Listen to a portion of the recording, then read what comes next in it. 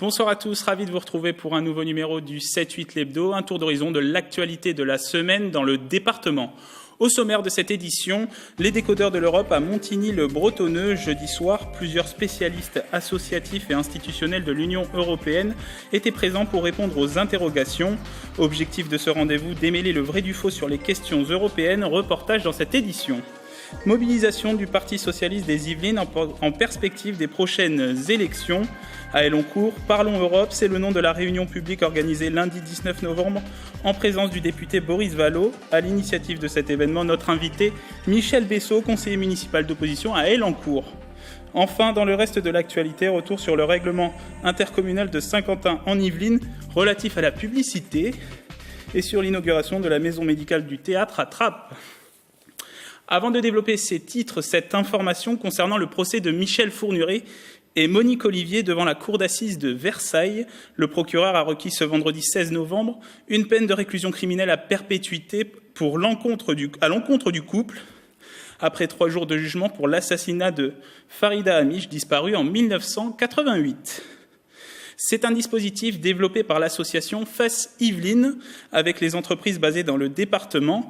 Ce matin, la première Job Academy avec Safran Helicopter Engines a été lancée sur le site de Buchelet, une promotion baptisée Booster. Pendant 4 mois, 9 parrains salariés du groupe vont accompagner 9 personnes en recherche d'emploi sur le territoire du Mantois. Une aide pour redonner confiance, apporter quelques conseils et partager des expériences. Propos recueillis par Grégory Canalé. Et l'objectif, c'est qu'il soit pendant 4 mois suivi à raison de 2 rendez-vous par mois par un parrain ou une marraine, qu'il participe à des ateliers collectifs et qu'il soit aussi, en cas de souci, supervisé, coordonné par nous en accompagnement, de façon à être le plus possible boosté dans leur dynamique de recherche d'emploi. Pendant quelques années, on se laisse un peu avoir, et puis après, pour revenir, c'est plus difficile. On a du mal tout seul à revenir sur le marché du travail. Change aussi, il évolue aussi, et nous, on n'évolue pas avec le marché du travail quand on est un peu à l'écart. Avec les années, on acquiert un savoir-faire, des connaissances, et puis c'est très bien de partager. Dans les 6 mois qui suivent ce dispositif, 70% des filleuls retrouvent un emploi selon FACE Yvelines. Déchiffrer et expliquer les politiques européennes, l'objectif de la réunion des décodeurs de l'Europe à la maison Louis Jouvet à Montigny-le-Bretonneux ce jeudi 15 novembre. Un événement co-organisé par l'antenne du mouvement européen de Saint-Quentin en Yvelines, la représentation de la Commission européenne à Paris et la maison de l'Europe des Yvelines, un reportage de Manon Varaldo. Selon vous, le processus de décision en Europe est-il trop opaque ? Oui. Ceux qui sont pour le oui lèvent la main à l'instant, s'il vous plaît. Comprendre les enjeux de l'Union européenne, souvent source de questionnements, tel est le but de la réunion organisée à Montigny-le-Bretonneux par l'antenne de Saint-Quentin en Yvelines du mouvement européen. Ça consiste à reprendre l'ensemble des items qui sont diffusés dans les médias, qui pour la plupart sont relativement négatifs et qui donc vont les reprendre un par un, enfin en fonction des questions de la salle, et les démonter avec des arguments objectifs à l'appui. Parmi les sujets abordés, l'économie, l'agriculture ou encore l'immigration. Les décodeurs de l'Europe du soir sont des membres du mouvement des jeunes européens et un représentant de la Commission européenne en France. Le système qui a été créé pour gérer les migrations l'a été à une époque où la migration n'avait pas une ampleur telle que celle qu'on a connue en 2015. C'est la raison pour laquelle l'Union européenne aujourd'hui est en train de préparer une révision de ce qu'on appelle le règlement de Dublin, c'est celui qui organise un petit peu tout ça. Une 40aine de participants sont venus assister à cette réunion, la plupart des Européens convaincus. Professionnellement parlant, je voyage énormément, donc pour moi les frontières ouvertes ou des pays sans frontières, évidemment c'est extrêmement important. C'est juste naturel de s'engager pour l'Europe parce que pour moi l'Europe c'est une garantie de la paix. Armée européenne, harmonisation fiscale et sociale ou fonctionnement des institutions, plusieurs idées à éclaircir en vue des élections européennes du 26 mai 2019.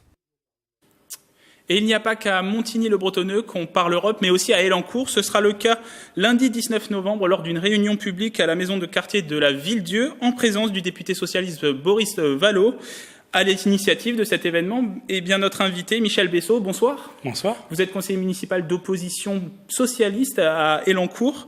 Alors, avant de parler de l'Union européenne, évoquons justement la situation du Parti socialiste dans les Yvelines. Plus d'une centaine de militants et d'élus ont quitté votre parti en début d'année. Vous avez choisi un nouveau premier secrétaire fédéral yvelinois, le maire de Saint-Arnoux en Yvelines, Jean-Claude Husson. Comment se porte le Parti socialiste dans les Yvelines? Alors, pardonnez-moi, le premier secrétaire fédéral, c'est Jacques Chenet, ce n'est pas Jean-Claude Husson. Jean-Claude Husson était candidat pour être premier fédéral, et Jacques Chenet, qui est un autre militant de Marly-le-Roi, est notre premier fédéral. Il n'y a aucune difficulté. Ce qui est important, c'est que justement, comme il y avait plusieurs candidats, en tout cas 2, il y a unité du Parti socialiste maintenant dans les Yvelines, et unité pour travailler pour la renaissance du Parti socialiste et pour porter des idées nouvelles et réaffirmer des idées qui demeurent de solidarité, de construction pour tous. Et comment ça se passe concrètement? Très très bien. C'est un vrai bonheur. Je suis très sincère quand je dis ça, puisque je suis pas tout à fait. J'ai quelques années de militantisme derrière moi, et je retrouve ce qui avait fait la force du Parti socialiste. On débat d'idées. Il n'y a pas de conflit majeur, d'égo de X ou de Y, et ça se passe très très bien. Alors ce lundi, vous organisez une réunion publique sur l'Union européenne avec la présence du député Boris Vallaud. Quel est l'objectif de cette réunion? Justement pour démontrer auprès de la population, auprès des Élancourtois d'abord, puisque ça se passe à Élancourt, des Saint-Quentinois pour l'agglomération, mais aussi pour le département des Yvelines, que le Parti socialiste existe toujours, il n'est surtout pas mort, mais non seulement il existe, mais il reprend les activités qu'il n'aurait peut-être jamais dû abandonner, de confronter les idées et de débattre avec la population. L'Europe, pourquoi cette thématique? Alors, c'est une question d'actualité. Bien avant de penser aux élections européennes, il suffit de regarder ce qui s'est passé hier en Angleterre, de ce qu'a pu déclarer le président de la République sur un autre sujet. C'est vraiment un sujet d'actualité. On va en parler juste après. Alors, on l'a vu dans le sujet sur les décodeurs de l'Europe. Les questions européennes, elles sont pas forcément connues de tous.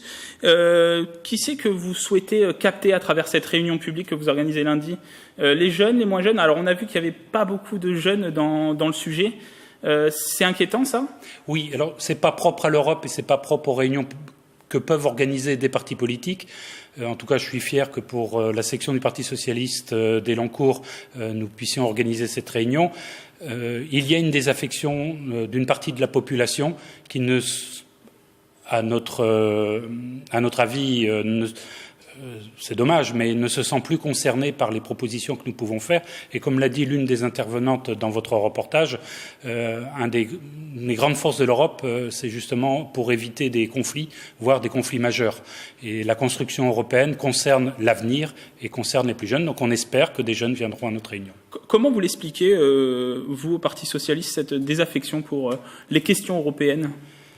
Alors, pas pour les questions européennes, puisque le Parti socialiste, par exemple, dans sa plateforme pour l'Europe, propose d'étendre et d'accompagner un peu plus les jeunes dans le cadre des projets Erasmus. Mais je veux dire, concernant la population, les citoyens, comment vous expliquez la désaffection des citoyens pour les questions européennes? Pardonnez-moi l'expression, la machine européenne paraît complexe, ça a été aussi évoqué dans le sujet précédent. Peut-être la complexité, peut-être aussi parce que c'est loin. Bruxelles, c'est loin, malgré tout, et que nous, Parti socialiste à Élancourt, on parle de l'Europe en proximité auprès de nos concitoyens. Au Parti socialiste, comment vous vous saisissez des prochaines élections européennes qui auront lieu le 26 mai 2019? Comment vous vous saisissez de cette échéance électorale pour revenir dans le jeu politique en France? Étape par étape, nous avons déjà débattu d'un projet socialiste français pour l'Europe, en cohérence d'ailleurs avec les projets des autres partis socialistes européens, que tout à chacun peut trouver sur le site du Parti socialiste, le site national. Une fois que nous sommes d'accord sur les idées et sur le projet, qui est une base commune, nous aurons à décider de la liste et des têtes de liste dans les 2 mois qui viennent, et puis après, on rentre dans la campagne. On procède tout simplement étape par étape. Emmanuel Macron a parlé d'un combat, d'une opposition entre nationalistes et progressistes au Parti socialiste. Vous vous situez dans quelle catégorie? Alors nous, on se situe entre l'ultralibéralisme et le populisme. puisque la politique du gouvernement sous l'égide du président de la République est une politique très libérale, une politique de droite, je suis militant de gauche, et qu'entre les deux, il peut y avoir une social-démocratie où on prône la solidarité, le partenariat et la connaissance de l'autre qui permet de progresser. Alors vous l'avez évoqué dans une de vos réponses, le Brexit, le Royaume-Uni et l'Union européenne sont sur la voie d'un accord. Les négociateurs britanniques et européens sont parvenus à un accord ce mardi 12 novembre. Des échanges entre la Première ministre Theresa May et Michel Barnier, le négociateur engagé, choisi par la Commission européenne. Un accord relatif entre les relations de l'Union européenne et du Royaume-Uni après la sortie du Royaume-Uni effective le 29 mars 2019. Votre regard, vous, en tant que socialiste, sur le Brexit, est-ce qu'il faut un Brexit soft, c'est-à-dire conserver quand même des relations de libre-échange avec le Royaume-Uni, ou est-ce qu'il faut un hard Brexit, comme on entend dans les médias, et une sortie radicale du Royaume-Uni ? Je répondrai tout simplement le Brexit, c'est-à-dire la sortie du Royaume-Uni de l'Union européenne, ce qui ne veut pas dire la sortie du Royaume-Uni de l'Europe dans son entité géographique. Le Royaume-Uni restera membre de l'OSCE, restera membre de l'OTAN. Il y a d'autres partenariats qui sont en dehors de l'Europe en tant que telle. Ça a été une décision, le Brexit, à la suite d'un référendum, je tiens à le rappeler, puisque tout le monde s'en est aperçu, basé sur le mensonge. Basé sur le mensonge. Souvenez-vous de ce que disaient ceux qui voulaient sortir de l'Europe, le tout et le grand n'importe quoi. Ce sont les mêmes, avec les mêmes arguments dans nos extrêmes, dans notre pays, les populistes en France, mais comme en Italie, comme dans l'Europe de l'Est, qui disent les mêmes mensonges sur l'Europe. Et la catastrophe assurée, c'est la dislocation de ce qui peut faire le bien commun de tous pour travailler pour la paix. Et ça, c'est dommageable. Le point important sur lequel on peut être vigilant, c'est peut-être la question de l'Irlande du Nord et qu'il n'y ait pas une frontière entre l'Irlande du Nord et l'Irlande du Sud, la République d'Irlande. C'est l'un des points justement sur lequel Theresa May est en train peut-être de trébucher, en tout cas qui paraît difficile pour elle. Je vous avouerai que j'ai pas lu l'intégralité des 590 et quelques pages de l'accord conclu avant-hier. Alors l'accord, pour être conclu justement, pour être effectif, devrait être validé par le Parlement britannique, donc affaire à suivre dans les semaines à venir. On arrive bientôt au terme de cet entretien. Un mot juste sur une idée qu'a évoquée Emmanuel Macron cette semaine lors d'une interview sur le porte-avions Charles de Gaulle accordé à nos confrères de TF1. L'armée européenne, au Parti socialiste, vous soutenez ce type d'idée ? Alors l'idée en soi de l'armée européenne ne date pas d'Emmanuel Macron. François Mitterrand avait très longuement abordé cette idée. Il y avait d'ailleurs eu la mise en place de corps communs entre l'armée française et l'armée allemande. Donc ça ne date pas de l'intervention du président de la République. C'est une idée qui demeure, mais il faudrait qu'Emmanuel Macron regarde l'avenir d'une façon différente. Peut-être que la sécurité en Europe, c'est de mettre les moyens contre la cybercriminalité, puisque des États étrangers nous attaquent sur notre partie économique dans la cybercriminalité. C'est peut-être aussi mettre des moyens justement pour favoriser les échanges entre jeunes, notamment dans le cadre Erasmus, et que ne plus penser peut-être dans une vision militaire de l'armée de grand-papa et de l'armée de 14. Michel Bessot, merci d'être venu sur notre plateau. Vous allez détailler sûrement ces idées. Je le rappelle, lors de cette réunion publique lundi 19 novembre à la maison du quartier de la Ville-Dieu à Elancourt en présence du député Boris Vallaud. Passez un bon week-end. Merci. Merci à vous.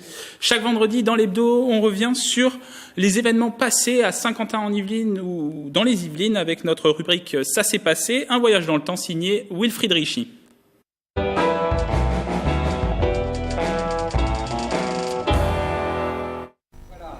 Приготовились.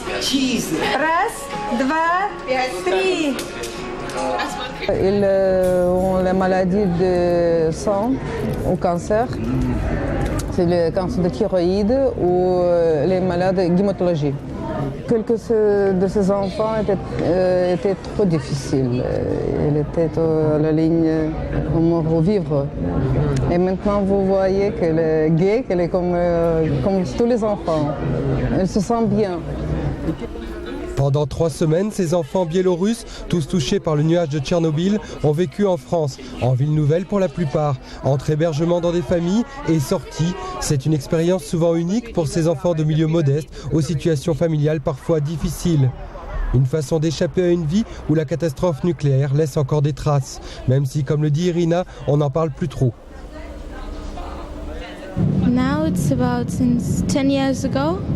Maintenant, cela fait 10 ans. Les gens chez nous n'aiment pas en parler et n'en parlent pas vraiment. Cela reste pourtant un vrai problème.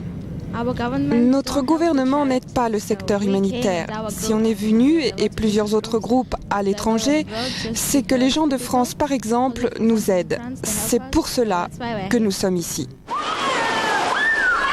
Ces enfants vivent leurs 3 semaines ici, un peu comme un conte de fées. C'est une parenthèse dans leur vie et pour certains, on essaie de leur expliquer aussi que même s'il y a tout dans les magasins, on ne peut pas forcément tout leur acheter. On a de plus en plus de raisons d'être parce qu'en fait les conséquences médicales de Tchernobyl, on voit que le bout de l'iceberg, les leucémies sont en augmentation. Allez, après Aqua Boulevard, retour à la maison, un bon bain, plein de mousse.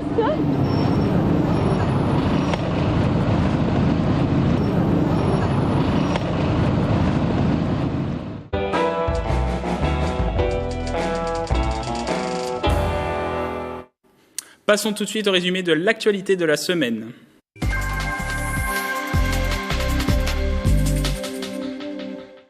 Et tout d'abord, cette information, les douaniers de Paris-Ouest ont saisi 800 cartouches de cigarettes lundi 12 novembre. Cela fait suite à un contrôle au péage de Saint-Arnoux en Yvelines aux alentours de 3 heures du matin.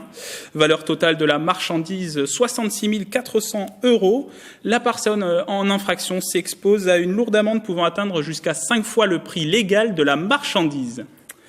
Comment encadrer la publicité urbaine dans une agglomération de plus de 230 000 habitants? C'est la question à laquelle Saint-Quentin en Yvelines essaye de répondre depuis le mois d'octobre. Des orientations ont été présentées officiellement lundi soir lors d'une réunion publique.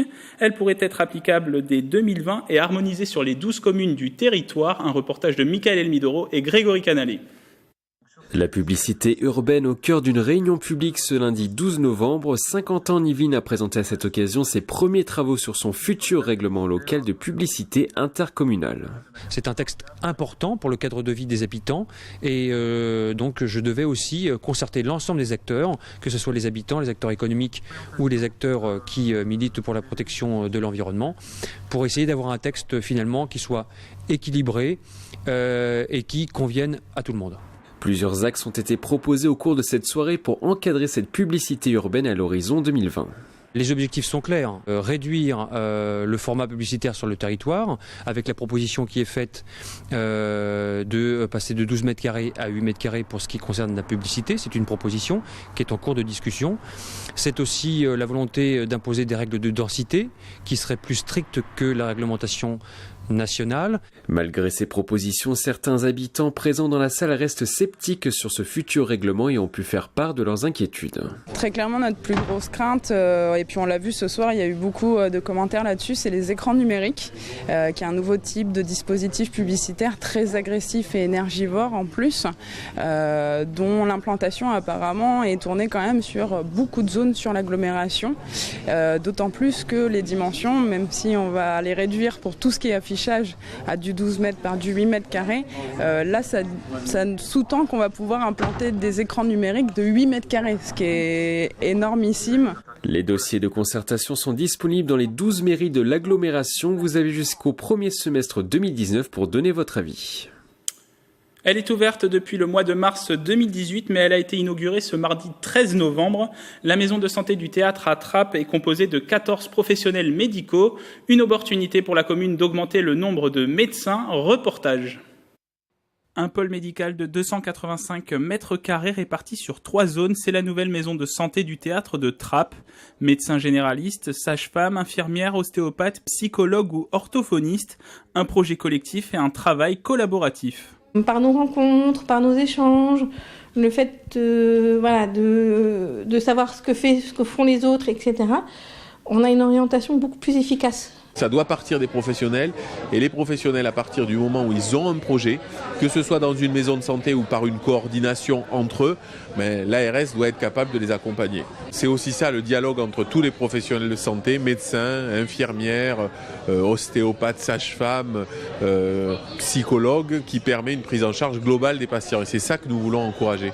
Coût total de cette maison de santé, près d'1 million d'euros avec un financement de l'Agence régionale de santé et de l'URPS à hauteur de 350 000 euros et une subvention de la région Île-de-France de 260 000 euros. Ça correspond à une volonté de la région, de la présidente de la région Valérie Pécresse, de lutter contre les déserts médicaux. Et on est ici dans une ville qui est l'une des plus carencées en termes de médecins généralistes. Et donc naturellement, il est important de soutenir ce type de structure et avec encore une fois un montant très important. Pour la ville de Trappes, classée en zone d'intervention prioritaire par l'ARS, c'est une opportunité d'augmenter l'offre de soins sur la commune. Cette maison de santé qui, je viens de l'apprendre là maintenant, représente 14 praticiens, c'est un pôle essentiel pour notre ville. D'autres pièces vont être aménagées pour pouvoir accueillir de nouveaux spécialistes et des internes en médecine dans cette nouvelle maison de santé.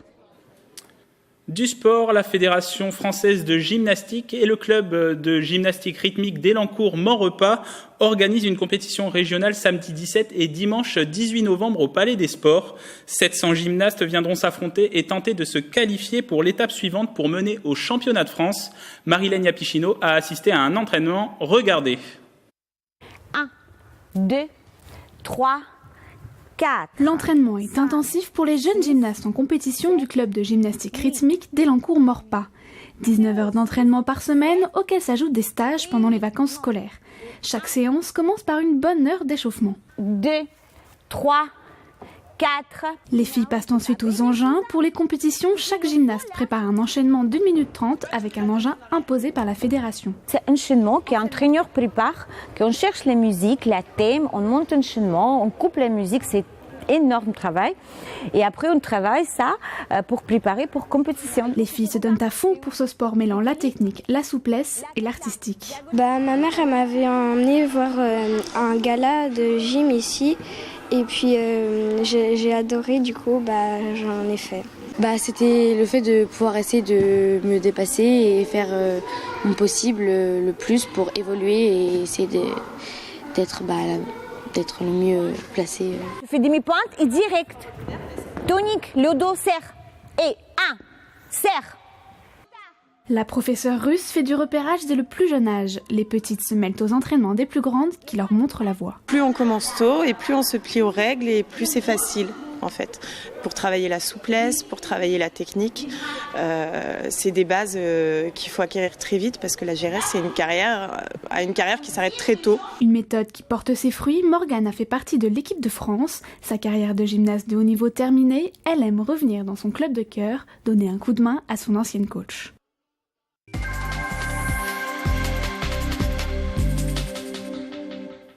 Les vidéoclubs font face à la révolution numérique. Vous savez, ces boutiques où vous pouvez louer des films, cassettes vidéo, DVD ou Blu-ray.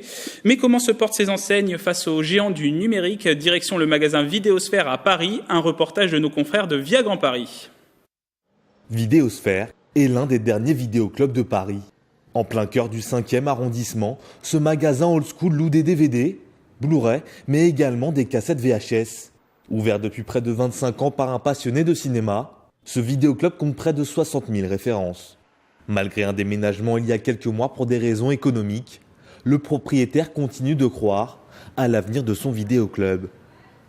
Maintenant, économiquement, alors c'est une niche parce qu'on a un catalogue énorme avec de nombreux films introuvables qu'on ne peut pas trouver en DVD ou alors même les DVD qu'on a qui sont maintenant introuvables. Et même sur le téléchargement sur Internet, on ne va pas forcément les trouver. L'authenticité du vidéoclub passe par l'incontournable location de VHS où 20 000 cassettes sont disponibles. Mais si le vinyle redevient à la mode de nos jours, le propriétaire a du mal à imaginer la même destinée pour la VHS. Moi, j'y crois pas trop. Maintenant, c'est vrai qu'on a quelques clients, mais c'est vraiment une exception, de personnes qui préfèrent voir le film en VHS plutôt qu'en DVD. Pour l'histoire de grain, que c'est plus authentique, mais moi, personnellement, je pense pas. À l'époque de la révolution numérique et de Netflix, le vidéoclub se met en mode survie. Vidéosphère s'appuie sur ses clients fidèles notamment parce qu'il est difficile d'attirer une nouvelle clientèle, et ce, malgré l'intérêt des DVD. Pour autant, Henri Moisan pense que les vidéoclubs ont encore leur place dans les rues parisiennes. Moi, je suis pas du tout contre Netflix, contre les box, contre le téléchargement, mais je pense qu'il y a la place pour tout le monde. C'est une autre démarche d'aller au vidéoclub que de regarder un film sur Netflix. Les deux démarches sont bonnes. En 2018, seulement 4 vidéoclubs sont encore ouverts dans la capitale. Et avant de se quitter, regardez cette carte des lieux dans le sud Yvelines où des mobilisations gilets jaunes sont prévues, des mouvements sur la Nationale 10, la Nationale 12 ou encore l'A10 pour dénoncer la fiscalité sur le carburant. Des répercussions sur la circulation pourraient avoir lieu sur les principaux axes du département. Les services de la préfecture et les forces de l'ordre seront mobilisés pour encadrer ces manifestations. C'est la fin de ce numéro du 7-8 l'hebdo. Merci de nous avoir suivis. Retour de l'information à 18h lundi dans le journal. D'ici là, passez un excellent week-end.